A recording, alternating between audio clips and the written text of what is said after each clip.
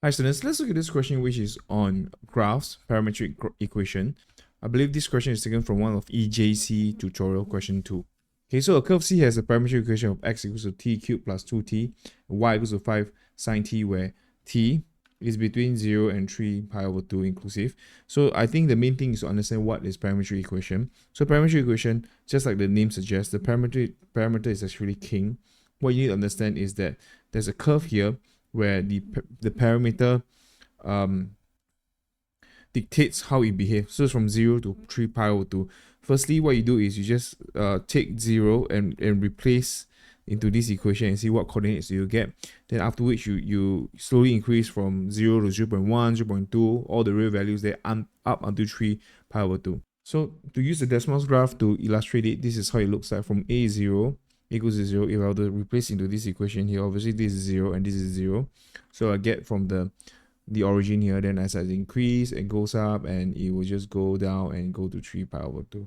Okay, so here. So if I were to trace the curve out, it will look something like that. Okay, so this is the curve that we are gonna sketch. But of course, the question now is how do we actually get this curve from the GC? So a lot of times students we forget to adjust the window setting as such. So from 0 to 3, 3 over 2 pi. So from GC here, what you need to do is actually just go to just go to mode and change the parametric equation. So this function, just change the parametric, then go up to the y value here. Okay, then you start keying in your equation, parametric equation, which is t cube plus 2t. So I'm going to put this t cube plus 2t. Then for y, I go 5 sine t.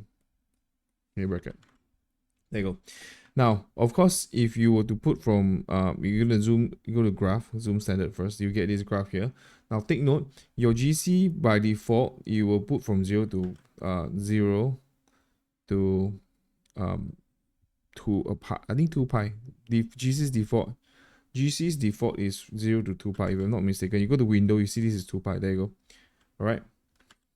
This is GC default. So what you do is change to 0 to 3 pi over 2 by going to Windows, then the mean is 0, then this is 3 pi over 2. Change it first, okay, then you just graph it. Obviously, this is another thing which is a problem. We need to know how to adjust the window here. So I always tell my students to just zoom out first if you're not sure how it looks. So they see there's still tail end here which you need to worry about. So you could just zoom box, maybe just zoom box to this region. Okay, zoom box, what you do is you just press enter and you go to this region here. You go up, show this guy here, press enter. There you go, this is the graph. Okay, so your window, your X max, you could just obviously put like 45. Okay, you should get the graph here. So this is the graph, exactly the graph that you get, that you see in the Desmos app that I drew just now. So here's a graph here, so 0. Okay, usually what I'll say is you just put the boundary value here. So let's say t is 0, right? That's the minimum of t. So you just put trace, you put 0, you get this point here. So to get the other point, just trace, you put 3 pi over 2. Okay, it's invalid. Let me see why. So you just go to 3 pi over 2. Okay, I think because of this guy here, this 3 pi over 2 will be 3 pi over 8. Sometimes you put the exact value, you can't really draw it. So you just maybe a window adjust a bit. I'll change to 50. Still not enough. So I'm gonna just put to say 80. Okay. So I can just trace and put 3 pi over 2. It will give me the value of the x there. You see it's 100 plus 114, right? 114.07 something. So I'm just gonna put that in here. Okay. You could just extend this guy window. We just put like say 114, right? 120. There you go. So trace, put 3 pi over 2. And then you get 3 pi over 2 is over here.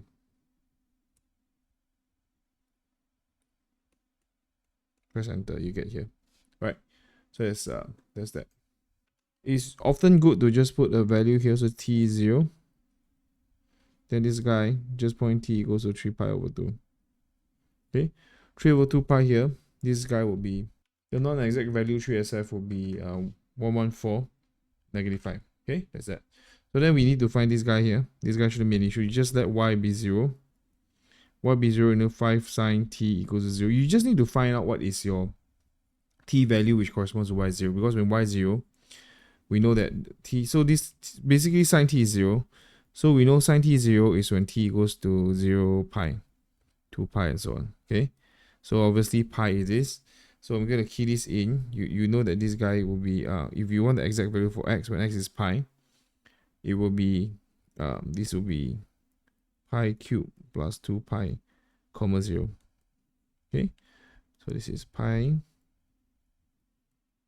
cube plus 2 pi comma 0. If you want the exact value, obviously you can leave this exact as well, but you can just go in calculator, trace and put pi, you'll get this value here, 37.3. So I'm going to put this as